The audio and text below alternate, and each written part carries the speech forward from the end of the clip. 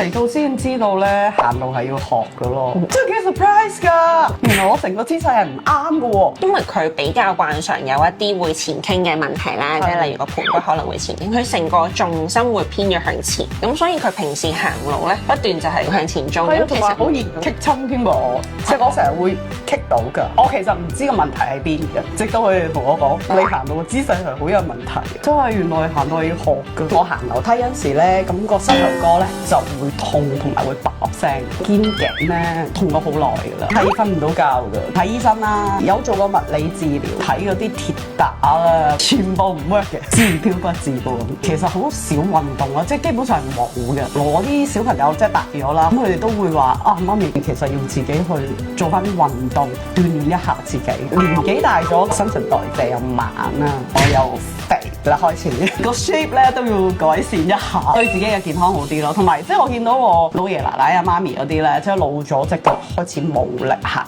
路，我唔想第日咁樣啦。上網我睇到教練聯盟，我覺得幾好。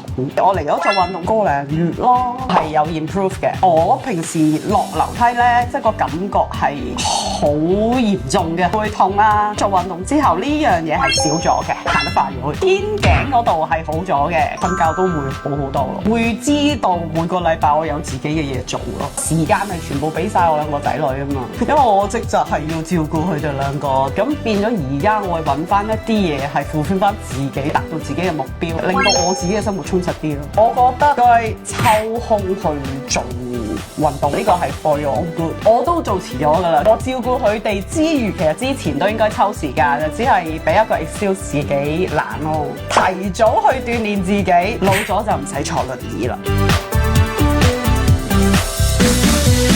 我係 Fiona， 今年52歲，我嘅職業就係家庭主婦。我兩個仔女啦，已經大晒啦，就去咗外國留學讀大學。咁我有翻好多我自己私人時間，可以做翻啲自己嘅嘢。咁其實 Fiona 一開頭認識佢咧，佢都係一個好滿腔熱誠嘅媽媽嚟嘅。佢自己其實最主要目標想揾翻一個健康嘅生活習慣啦。咁所以其實制定個 program 上面，首先第一樣嘢揾翻佢嘅弱項係啲咩啦，即係可能針對翻佢嘅肩頸痛啦、頭哥痛嘅問題啦，咁我哋了解翻啊，其實可能原來因為係你個臀部嘅肌肉或者背部嘅肌肉唔夠力喎，咁所以喺個課程入邊，我哋都好針對性嘅。咁佢一開頭其實都好主動啊，我 OK 嘅，我一個星期可以上足3堂嘅，係唔係㗎？咁冇做運動嘅媽媽，不過好，我哋試一試啦。原來佢都真係動力性都好大嘅，即係好似佢咁啊，揾翻自己嘅時間。熟落咗呢度嘅教練啦，咁基本上個個都好 nice，咁個 environment 都俾到好多 motivation。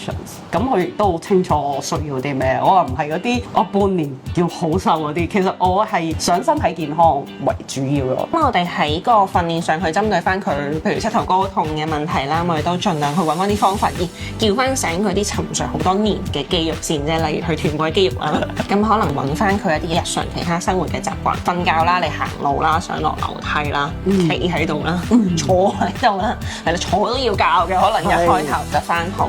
咁之後其實都可能要配合翻少少身子，真係始終積累咗咁多年嘅勞損咧，係透過可能需要啲外力幫手去做翻啲放鬆啦，咁然後再隨即建立翻肌肉咯。真係隻腳係唔夠力嘅，成日都腳震。我初頭嚟嗰陣時咧，做親咩都震下。咁佢話我而家係叻咗嘅，我自己都覺得係好咗好多嘅控制肌肉啦，因為可能佢一開始會用好多關節嘅代償去用力啦，或者爆發力啦，彈上彈落咁去，咁其實冇一個好充足嘅時間俾啲肌肉去參與。第一樣嘢去調整就係佢嘅肌肉參與度啦，同埋一啲關節發力嘅壞習慣。嚟咗呢度上堂都會吸收咗好多知識，知道平時唔好嘅壞習慣要改啦，都學識咗睡眠啦，好緊要啦，飲水又好緊要啦，揀食物係好緊要啦，因為佢哋不停咁厭煩會同你講唔得㗎，肥㗎。佢教學好清晰嘅，係我有陣時唔明白，我不停咁問咯，但係佢都好唔厭煩咁會解釋俾我聽。繼續問啦。其實 Fiona 我同佢接觸由2月初開始啦，咁雖然不間斷，佢1-2個月就幫我消失咗，可能2至3個星期。實質訓練上我哋都大約有3個月嘅時間有啦，肌肉量上面都會有增長啦，最少有成公斤嘅肌肉嘅，脂肪都落咗有1點幾公斤啦，fat percentage 一路都有落緊。我啲仔女唔喺香港住㗎嘛，咁當佢哋哋見到我就話，即係個 figure 係有唔同咗嘅。其實每一次嘅上磅都係一個進步嚟嘅，見到佢嘅 lifestyle 會有改變啦，逐樣去調整㗎。我唔係話太乖，繼續出去食飯、飲酒，即係我覺得做完之後咪還翻咯，冇咁放縱，但係我唔會斷六親嘅，過翻自己嘅生活。我幾年前，因為 pandemic 之前我試過嘅，咁但係維持咗唔係好長嘅時間。之前咧，即係我去上堂，咁咪就係嗰1個鐘做呢個 machines 或者做其他嘢。咁但係佢係冇講我邊度弱啊，或者我要去 build up 邊度嘅 muscle。呢度佢哋做晒所有嘅 report 俾我睇啦，所有嘢都好 detail 嘅，講俾學員聽。呢度嘅氣氛係好開心嘅，基本上每一位教練都好搞笑，好 helpful 啦。最的起心肝都係因為我啲仔女都係嗰句，因為佢哋自己有自己嘅生活，佢哋有自己嘅運動，佢覺得我都應該去 build up 翻。咁遲啲我哋可以有共同嘅興趣，即係譬如 winter， 我可以跟佢哋滑雪。我嚟上一堂，大家都有好多共通嘅話題，飲食啊、運動啊，係 close 咗嘅。其實我覺得呢筆錢係值嘅。